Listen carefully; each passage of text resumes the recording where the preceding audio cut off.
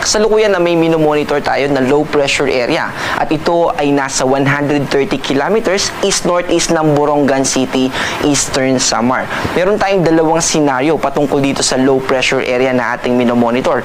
Yung unang senaryo ay mag-move ito pa northwest, babaybayin niya yung east coast ng Eastern Visayas, ganun din sa Bicol region, and then dito sa Central Luzon siya magkocross papunta dito sa West Philippine Sea. At yung pangalawang senaryo naman natin ay dito sa Eastern Visayas, papasok na siya at dito siya magbabaybayin niya yung Southern Luzon bago siya makarating dito sa Western Visayas. Yung development nitong low pressure area na ating minomonitor ay nananatiling mababa.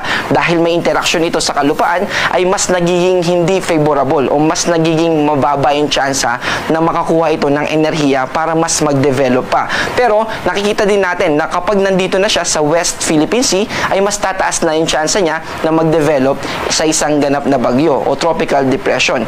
At kapag naging bagyo na nga po ito, at ito ay tatawagin natin na si Bagyong Jacinto.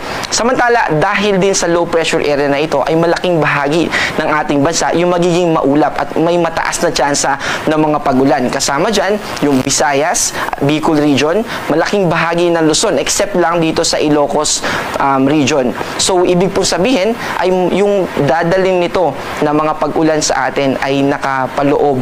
Ibig sabihin, ay mataas pa rin tsansa ng pag-ulan natin. At dahil dyan, ay may nakataas tayo na weather advisory na ipapakita natin sa susunod na slide. Samantala, yung southwest monsoon o yung habagat ay nakaka-apekto pa rin sa ating bansa at nakafocus yan dito sa western part ng Visayas at ganun din naman sa western part ng Mindanao kasama yung Zamboanga Peninsula, Bangsamoro Autonomous Region of Muslim Mindanao at sa Soc-Sargen. Kaya mataas din yung tsansa ng pag-ulan natin doon sa mga nabanggit na lugar.